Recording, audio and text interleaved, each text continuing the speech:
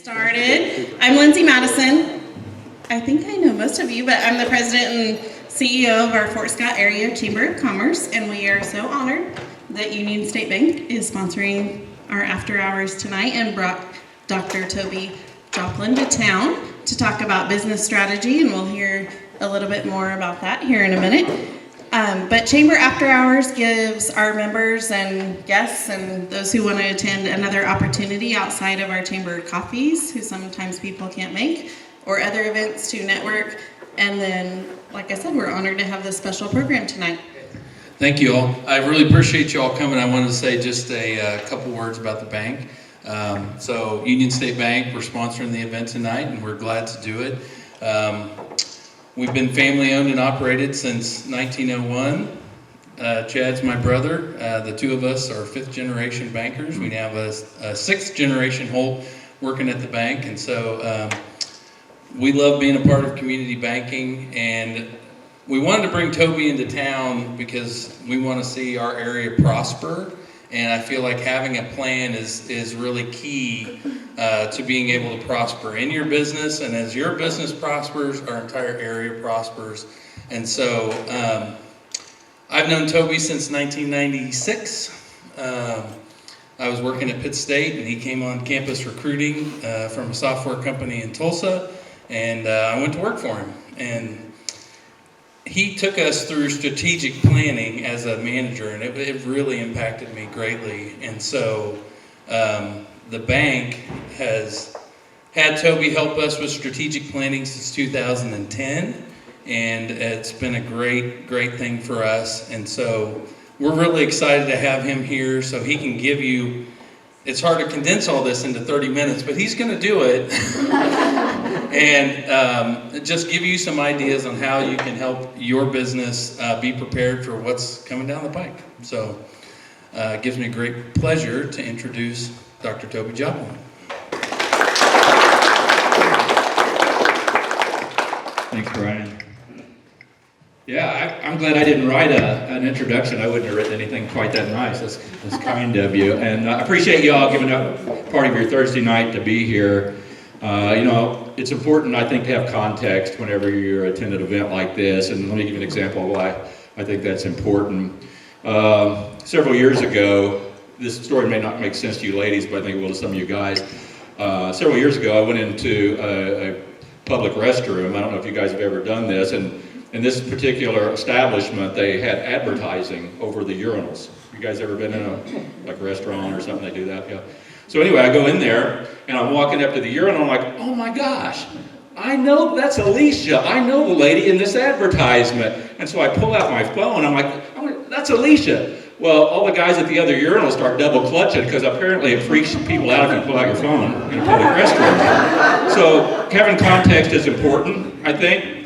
And they're laughing over here because right before we were starting our Christmas on the Bricks event, I told Emily we need to get those in the urinals at, well, the restrooms, at the chamber and around to different bathroom stalls. There you go. Well, here's my advice. If you use pictures of people that are locals, do not take pictures of them in the restrooms. And the reason why that has application tonight is I realize we're in Fort Scott, Kansas. There are probably some Kansas City Chiefs fans in here tonight, and the Chiefs play tonight. And so I promise to get you out here by at least the start of the second half, so you can watch the. No, we'll finish before the kickoff. And so context is important. So hey, the reason we're here tonight is I want to help you make next year for your organization better than this year.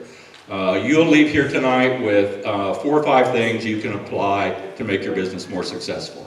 And I used to print big handouts of my slides everybody could take home with them. And because you never know how many people are going to come, you end up throwing some of them in the trash and wasting some paper. And then some people are like, well, I don't really need this right now, and then throw them in the trash. So what I do now is if you'll fill out this form that's on your table and just leave it, I'll send you a PDF of my slides and also notes, so if you want to circle back and look at those later.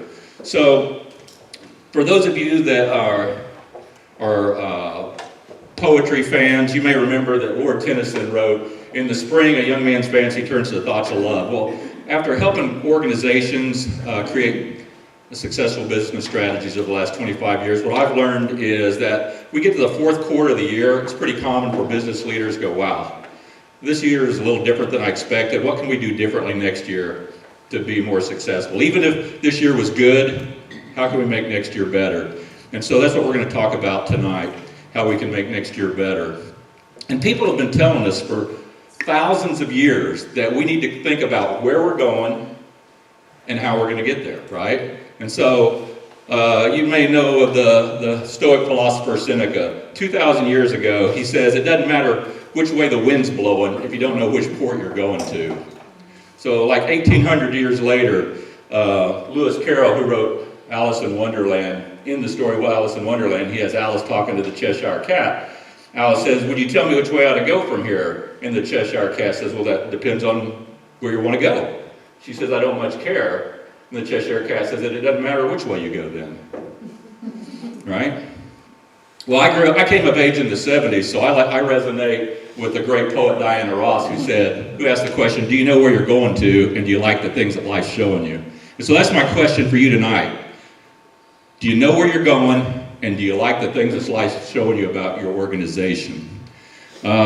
Stephen Covey kind of codified all this in the book 7 Habits, when he said, we just need to begin with the end in mind. And here's the deal, right?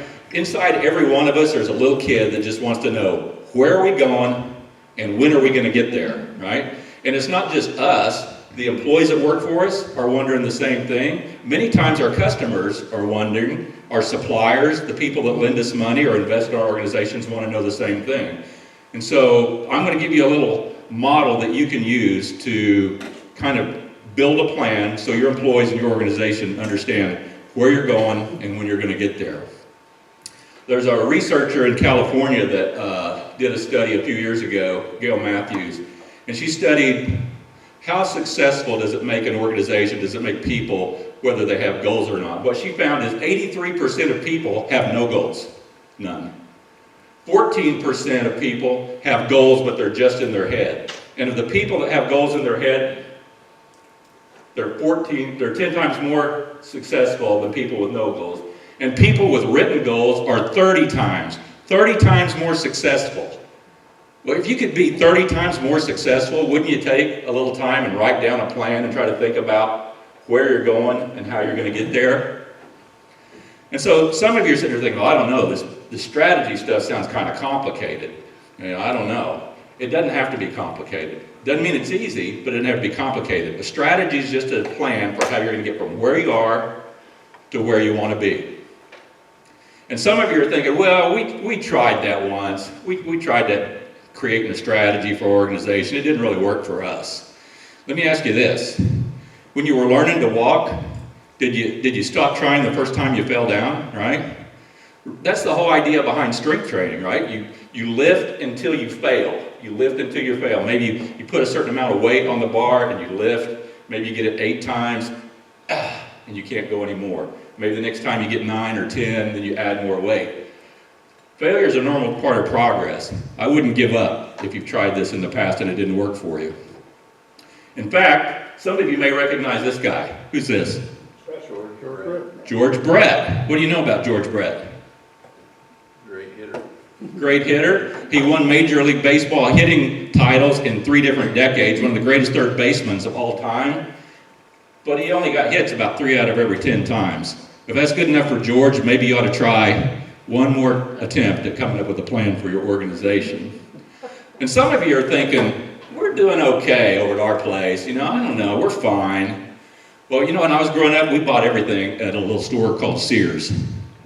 We bought clothes there, we bought Craftsman tools there, we bought appliances there.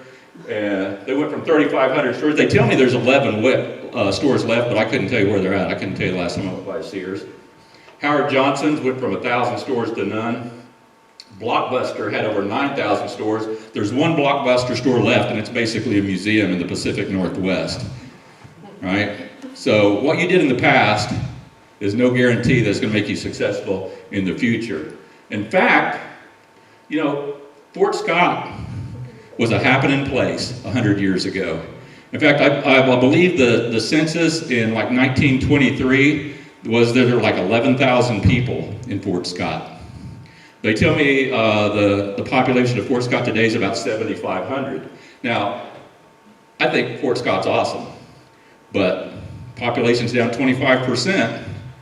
Where are you going to go from here? Is it going to stay at 7,500? You're going to grow it back to 11,000? You're going to drop to 5,000? A lot of that depends on how successful the organizations in this city are.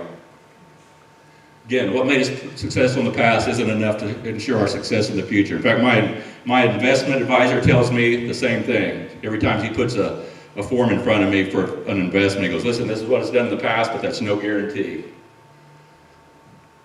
Abe Lincoln's one of my heroes. I think he's one of the greatest leaders of all time. He said the best way to predict the future is to create it. And that may seem kind of obnoxious to make that assumption, because some things are outside of our control. We can't control inflation or the economy or what's going on in the Middle East and that type of thing. But there's a lot more within our control than we want to acknowledge sometimes. Apparently that was a pretty good idea, because 100 years later, Peter Drucker plagiarized Lincoln, said the same thing. I had the privilege of hearing James Clear speak. Some of you may know him. He wrote the book Atomic Habits. I heard him at the Global Leadership Summit in Chicago this past August. And he says something that's very profound. If you never read his book, you should take this to heart. He says, we don't rise to the level of our goals, we fall to the level of our plans.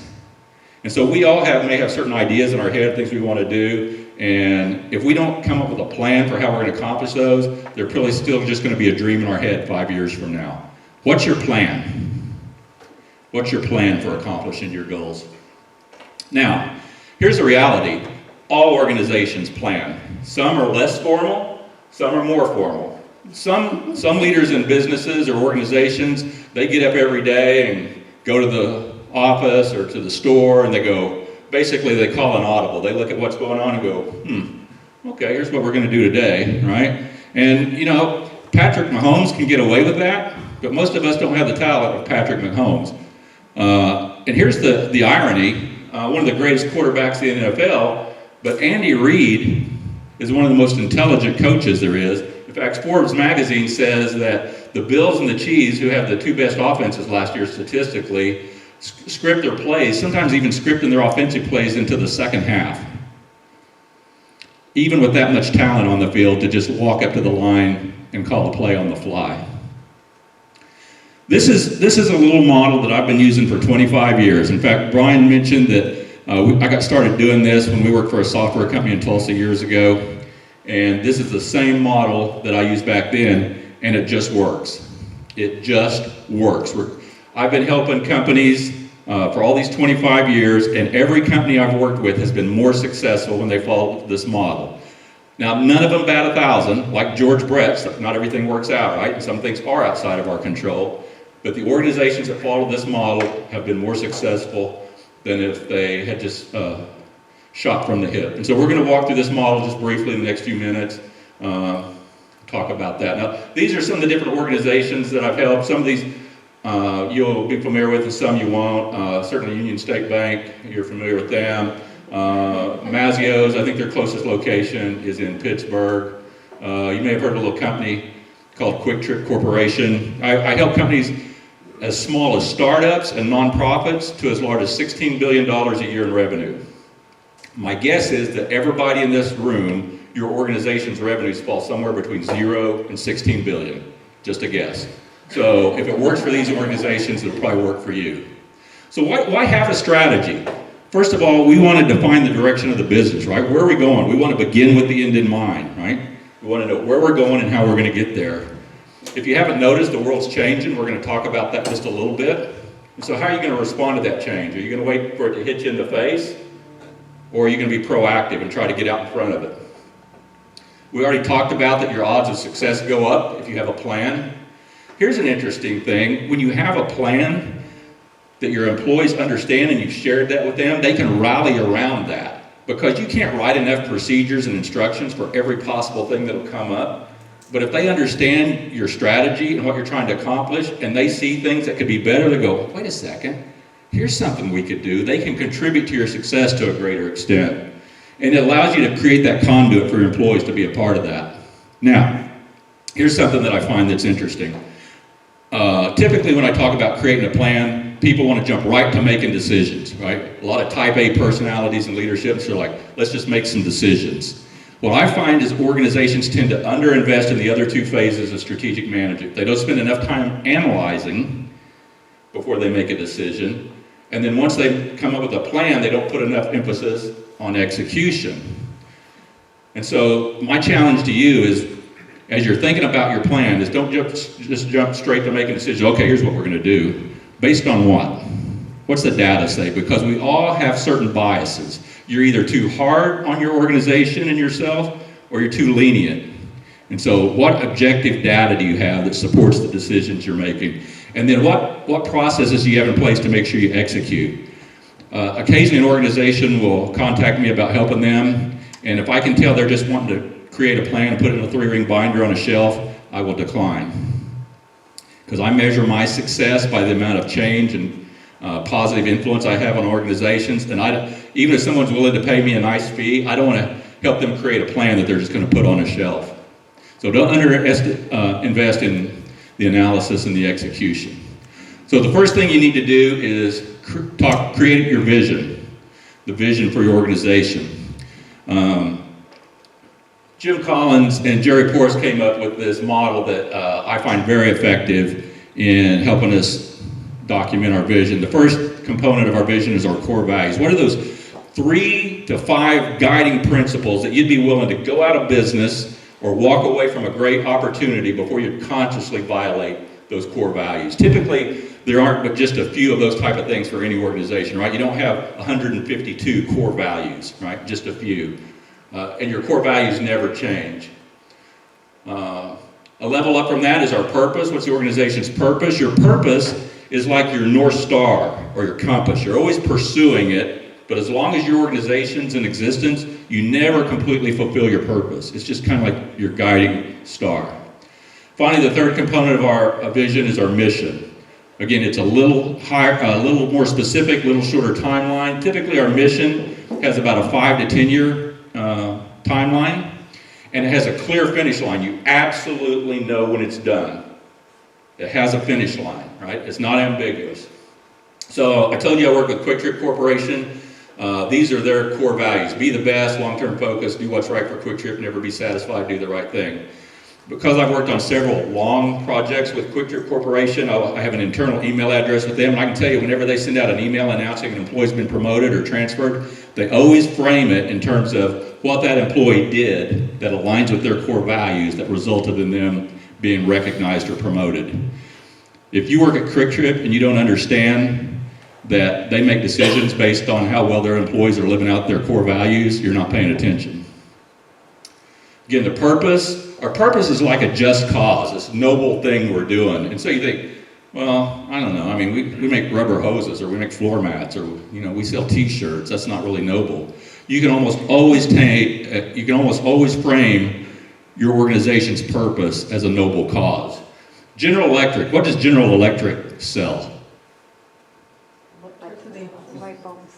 Light bulbs, appliances, right? But their purpose is we bring good things to life, right? You can frame your purpose as a noble cause. Quick Trip's purpose is to provide an opportunity for our employees to grow and succeed. When I first heard their purpose, it kind of made me pause, because I thought, well, most purposes are outward focused on the world or customers. But then I started thinking, if Quick Trip is providing an opportunity for employees to grow and succeed, what do you think Quick Trip has to do? Grow and succeed. They have to grow, right? And so if they've got over 1,000 stores now, 1,000 locations. If they're going to provide opportunities for their employees, they've got to be expanding their locations. That's good for shareholders, right? That's good for customers. And so that's a great purpose, actually. Why do you think it's important to have a mission? Maybe you don't. It's okay to disagree, by the way. I don't know how it is at your house, but occasionally where I work, I have to do thing that's beyond the norm. I mean, I have to give extraordinary effort, right? And sometimes I have to remind myself, why did I drive to Conway, Arkansas on Tuesday, drive back last night, and to Fort Scott, Kansas today? And like, because my personal mission is to help organizations and individuals reach their goals. And I want to be here today with you. And so sometimes we have to do extraordinary things to serve our customers and our employees, and it helps remind us of why we do that. The other reason it's important to have a mission is sometimes there's trade-offs. I have a budget. I have a budget at home. I have a budget at work. I can't do everything. I don't have enough time or resources. And so when I'm picking between option A and option B, I think, which one of these options moves me closer to fulfilling my mission? It's important to have a mission. Here's some examples. We're not going to go through these, but Tesla's mission to accelerate the world's transition to sustainable energy, SpaceX to enable human exploration and settlement of Mars. So just think about what's that big, hairy, audacious goal that you want your organization to accomplish. Now, I want to give you two examples of organizations. One, I think, didn't get it, and one that did get it. One organization that had a vision, one that didn't have a vision. So a few years ago, I go in to pick up my shirts at the dry cleaners. I said, hey, how's it going? And the girl at the register, she said, oh, it's great, it's really slow. I'm thinking, I bet the owners don't think it's really great that it's really slow, right? I would argue that they probably haven't shared their vision with her in a way that was effective. One of the other organizations I work with is House Smith Restaurants. There's not a lot of House Smith restaurants in this part of the country, but they have 12 different restaurant chains approximately in about 6 or 7 different states. And in every restaurant, they have their mission on a plaque on the wall to consistently exceed their guest expectations. Now, whenever my wife and I are having a really good day or a really bad day, we go to their Charleston's restaurant and get a filet. So if we're celebrating, we go get a filet. If we had a really bad day, we get a filet. Well, a while back, we were having some work done on our house, and the contractor calls up on Friday and goes, listen, we're not going to be able to finish. Some of the materials didn't come in. There's nothing we can do. I go, that's a big problem. I have all my furniture stacked up in the living room. I have 15 dinner guests coming over Sunday night. He goes, there's nothing we can do. Great. All right. So my wife gets home from work. I said, let's go to Charleston's and have a steak, right? So we go to Charleston's, like we always do when we're having a good day or a bad day. And we order the filet, and the server comes out and said, this is the other thing I noticed about when you go to Charleston's after I've been going there a while, they never say, is this table okay? They say, will this table be perfect? They never say, is your meal okay? They say, is your meal excellent? Right? So we go in, and the server says, like they always do, would you mind cutting into your steak to make sure it's perfect? And my wife's had a day, right? I mean, she's just had a day. And so she cuts into her steak, and she says, it's fine. And the server says, I'm so sorry. Fine's not good enough at Charleston. Would you like us to remake your meal? I'm like, oh my gosh, can I hug you?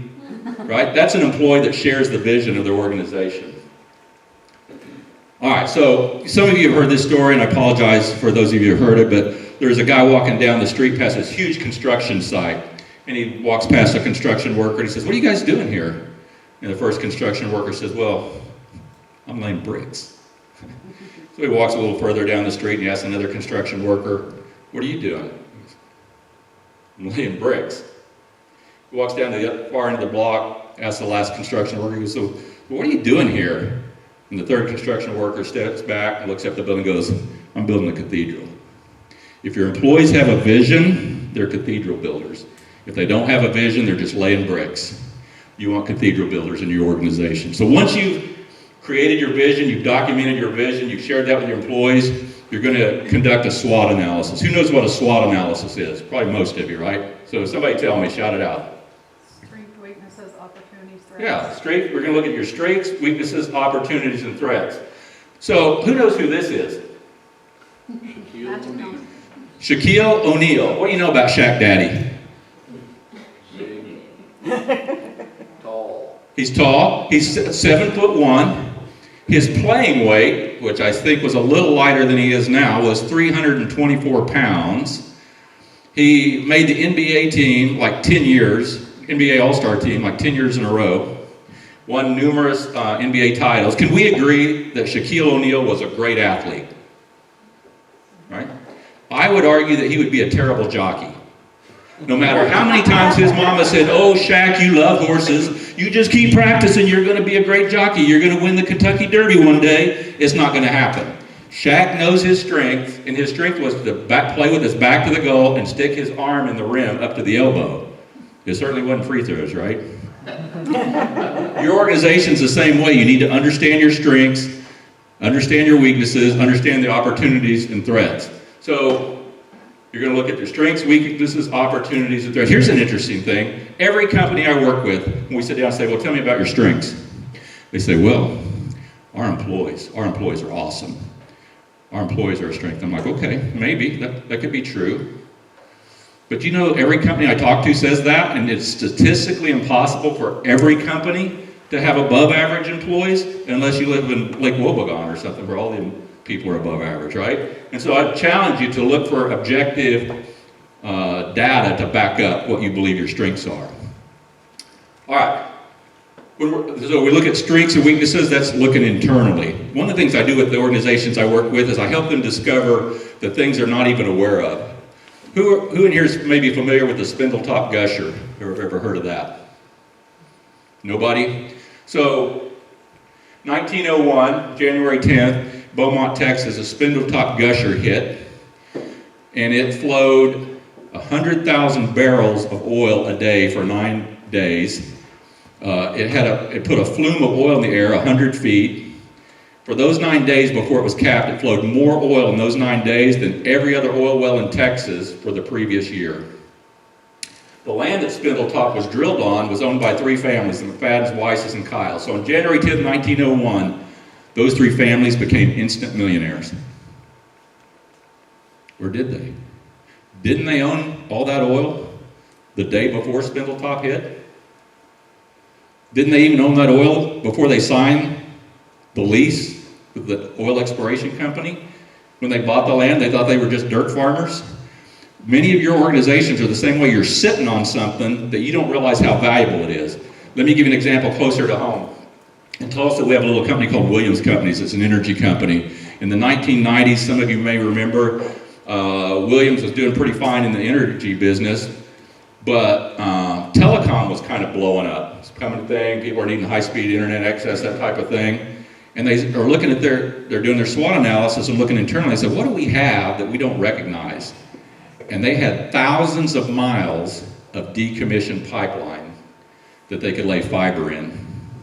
They spun off 2 different telecom companies that were worth over $3 billion just laying fiber and decommissioned pipeline. Some of you are sitting on assets you aren't even aware of. What's going on externally that affects your business? Demographics are changing. Where I live, they're building an assisted living center on every corner. Politically, Washington seems to be more divided than it's ever been. Is that going to affect your business? Technology, my son's a programmer for an Australian company, and in their job descriptions now for programmers, in addition to listing all the different programming languages they need, they have to be able to use artificial intelligence to write the code in the languages. They're not even actually writing the code themselves. The economy certainly affects us, right? Inflation. Have you bought bacon lately? Oh my gosh, right? You may have heard there's a little conflict going on in Ukraine and in Israel. All this stuff has the potential to affect us. So what's going on externally? So once we understand our vision, we understand our strengths and weaknesses, we can come up with a strategy at this point. And remember, strategy is just a journey for how we're going to get from where we are to where we want to go. Now this surprises a lot of people because they're like, well, the strategy stuff sounds pretty There's only 3 types of strategy. Only 3. You can have a strategy where you're the low-cost model, like Walmart, right? And notice it doesn't say low price necessarily. It's low cost. Is your cost model lower than your competitors? You can have a differentiation strategy. Whole Foods, we have a couple of Whole Foods locations in Tulsa. They are different than the normal grocery stores. Or you can have a focus strategy when you focus on just a narrow geographic area or a narrow product line, some narrow focus. And so we have a few Sprouts stores. You may be familiar with Sprouts, where they have a lot of organic and health food type stuff. The problem is sometimes we try to straddle the fence. Some of us old timers can remember A&P. A&P had pretty low prices, but they weren't the cheapest. The people that wanted the lowest prices went to Walmart. They had pretty good quality and variety, but not the most variety. Now, A&P went from being the largest grocery chain in the United States to going away. So, pick a strategy. Don't try to straddle the fence. So 4 principles to keep in mind when we're picking our strategy. First of all, it has to be consistent with our vision, our values, purpose, mission, right? It needs to leverage our strengths. It's got to be realistic. If I have a strategy for getting in better health and it requires me to run 5-minute miles, not happening. Not happening. And to the degree you can involve the people in your organization that are going to be responsible for making that happen, you'll get better buy-in. Now, when I work with companies, I try to challenge them because most of us are thinking too small. So here's some examples of wet blankets throughout history whose spirit animal was Eeyore, I think. So you may have heard some of these stories. Alexander Graham Bell was pitching his idea for a thing called a telephone to Western Union. And Western Union said the telephone has too many shortcomings to be considered as a means of communication. The device is of no value to us. Now, every one of you have a phone in your pocket, and if you'd come here without it, you'd probably turn around and went home. But Western Union didn't need them. Fred Smith, who's the founder of FedEx, when he was a student at Yale, wrote this paper for this idea for an overnight delivery service. And his professor gave him a C because he says, well, to earn better than a C, it actually has to be feasible. That seemed to work out pretty well for Fred. Warner Brothers, in the days of silent movies, said, who the hell wants to hear actors talk? Me. Last example, Bill Bowerman, who along with Phil Knight was a co-founder of Nike, was pitching his idea for these running shoes with a waffle sole to a sporting shoe company, and they said, we don't tell you how to coach, don't tell us how to make shoes. I'm old enough to remember when Walmarts were these little dingy discount stores about like General Dollar stores, and if you'd have told me that the largest retailer in the world would be in Bentonville, Arkansas, I said, no way. Arkansas? Seriously? So here's a rhetorical question that you already know the answer to. If you had to come up with $1 million idea for your organization, would you rather start with your organization or a head of lettuce? You know, when I was a kid and I'd go to the store to get lettuce, you had 2 choices, leaf lettuce or iceberg lettuce. Now when I go to the store to get lettuce, I'm like paralyzed. I'm like, there's like 20 different flavors and varieties and blends of lettuce. Gary Hamel, in his book, Leading the Revolution, said, you can't put a computer chip in lettuce, you can't send lettuce over the internet, yet the market for pre-washed, pre-cut, pre-packaged lettuce grew from nothing in the late 1980s to 1.4 billion in 2000. Send an email to everyone on your management team. If someone can create a $1.4 billion market for lettuce, what the hell's our excuse? You have no excuse. Now, I'm from Tulsa, and we're pretty fond of this little musical called Oklahoma. You may not have seen it, but we're pretty fond of it down there in Tulsa. And if you haven't seen it, I'll tell you there's a song in there where the ranch hands are singing and they say, everything's up to date in Kansas City. They've gone about as far as they can go. And some of you are thinking that about your business. Like, you know, we're pretty up to date. That's about as far as we can go. And you're on life support if that's your mentality. Now, one of the things I spend more time with my clients doing these days is helping them come up with a purple cow. Seth Godin, who you may have heard of, is from New York. His family lives in New York, but they were traveling in France and they were seeing these cows. They weren't used to seeing cows, being New Yorkers. They're like, oh my gosh, a cow! A cow! But after about 30 minutes, they're like, a cow, big whoop, right? And what Seth says was, now if they had seen a purple cow, that would have been amazing. And the thing he challenges us with is to create a purple cow for our business.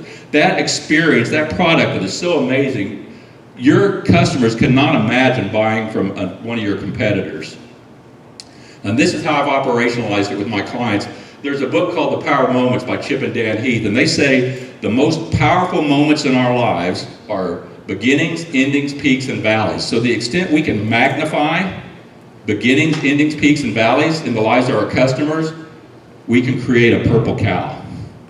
So I'm not going to go through all these examples, but one example is Magic Castle. It's a hotel in California, very average hotel. It's kind of dated, they've updated it, but it's not a new hotel. It doesn't have a lot of fancy stuff. It's consistently got the highest guest satisfaction of any hotel in Southern California. And what the customers comment on is, oh my gosh, if you're by the pool, you can pick up this red phone and someone on the other end will say, popsicle hotline, and you can say, I'd like a great popsicle. And someone from the hotel will come out with a silver tray and a white glove and deliver a popsicle to you. Now, how simple is that? But it creates this epic moment in the lives of their guests.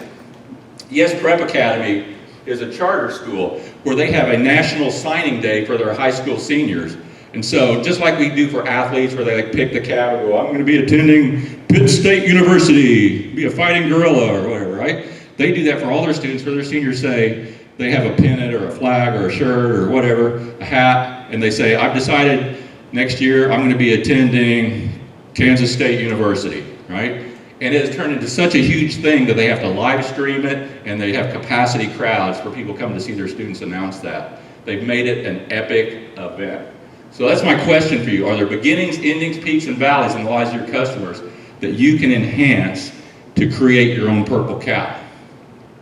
So once we've decided on one of the three strategies, we've given some thought to how we can create a purple cow, we need to come up with specific objectives, right?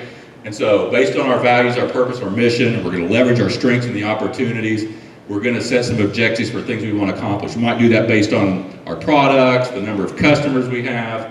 We might have financial objectives in terms of profitability or sales, certain number of employees.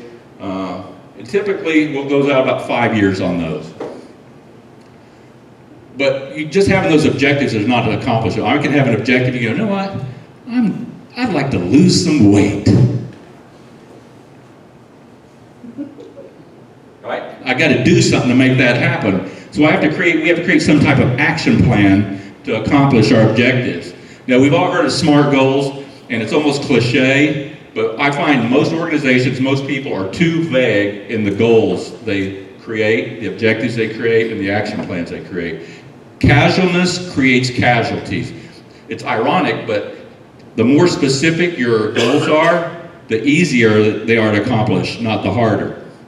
And so, again, if I have a goal that I want to improve my health, what's wrong with that goal? Not kind of Too specific. broad. What's that mean, improve my health? Does that mean I want to lose weight? I want to lower my cholesterol? I'm going to exercise 5? What's that mean? And by when, right? A better goal would be, I want to lose 10 pounds by Thanksgiving. 10 pounds is pretty specific. Thanksgiving's going to come and go. I'll either do it or I won't. And so we convert our objectives into action plans. So if I want to lose 10 pounds by Thanksgiving, I know if I limit my calories to 1,500 calories a day, do 45 minutes of cardio 5 times a week, no more than one cheat meal a week, I will lose weight. And I know this from experience because since February I've lost 40 pounds, right? Okay, that's not nice personal example, Dr. J, but how do I apply that to my business? Well, here's an example for business. So say you have a software company and your average sale is $10,000 for whatever software package you sell. You can change the numbers to fit your business. But say for every 100 demonstrations of your software you do, you only close 2 sales, only a 2% close rate. That's the normal cold call close rate. For every 100 cold calls, you schedule only 2 demos. So you can do the math and say, okay, well, if we have 250,000 between the total of cold calls, direct mail, click-throughs, Google Ads, that type of thing, if we do 250,000 cold calls of some one type or another, we'll get 5,000 demos. We just know that from the math. If we do 5,000 demos, we'll get 100 sales. If we get 100 sales, we hit our $100 million in revenue. And you can create a similar model for whatever the metrics are in your business to convert your objectives into action plans. Finally, we have to measure. I'm not going to spend a lot of time on this, but I pull it all from the 4 disciplines of execution. Focus on the wildly important. I'd rather see an organization have only 3 goals that are really important than 15 that are mildly important. Try to focus on things that are predictors. Financial statements are useful. I'm a recovering CPA, right? But financial statements are historical. It's like driving looking in the rearview mirror. What are things that can predict future outcomes for your business? So maybe it's a customer satisfaction survey or an employee engagement survey. Keep score. I'm a huge basketball fan. I take a ball with me everywhere I go. I've got a ball in the trunk of my car. Here's what I know. You may not like basketball. You may not have any basketball ability. If we were to go out and on the playground start throwing up some shots, you might be throwing up trick shots and goofing around. But if we were split into 2 teams and keep score, you would play the game differently. Even if you don't like basketball, even if you've never played, if we keep score and you know how much time's left, you play the game differently. Your employees play the game differently if they know what's important and how you're keeping score. And then finally, we should hold each other accountable. Sometimes we hear accountability and we kind of like freeze up, like, oh, I don't know, I don't want to be held accountable. Accountability is just reporting on the things we've committed to, right? We learn from our successes and our failures, and then we adjust, tweak as we need to move forward. Sometimes organizations will do that. They'll have like a daily huddle in their organization, or a weekly meeting, or whatever it is, whatever the rhythms are of your organization, but you have to inspect what you expect. And finally, you have to communicate. I talk to organizations and say, oh man, I don't understand why our employees don't understand what we're doing here, what we're all about. I mean, I told them in 1995 and they just don't remember. George Bernard Shaw said, the single biggest problem with communication is the illusion that has taken place. And Jim Collins, who is one of the greatest business minds of our generation, in my opinion, said, most leaders are bad communicators. It's not that they don't communicate, they just don't do it enough. They think they're one and done, right? You have to talk about your vision all the time. Frame every decision in terms of your vision and your strategy.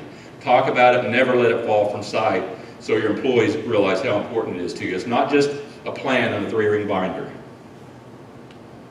It's the way we do business. So that's a model. You can use it. Again, if you'll fill out this form, I'll send you a copy of these slides, and if you have questions, I'm happy to answer those for you. With that, I'll take any questions that you have, and we can go watch the Chiefs. Questions? No questions? You guys are too easy. Well, I just want to say thank you all for coming out tonight. Thanks again for Union State Bank for hosting us. Yay. Awesome orders. Grab some on the way out. There's plenty left. Take a plate home. And what I want to say is, like he said, don't just go put this on a shelf. He had a lot of great little quick strategies that you can apply. I think he hit on so many different types of businesses or organizations or whatever during his presentation that you can apply somewhere, whether you're in the school district, in the chamber, in a restaurant, in a funeral home, in a hotel, selling t-shirts, whatever. So go apply it in your business. Don't just put it on the shelf. Just take one little nugget from that. It'll be on our Facebook page. It'll also be on his YouTube soon. So again, thank you for coming, and thank you to Union State Bank. Anything else, Brian or Chad? Thanks to Dr. Toby Joplin.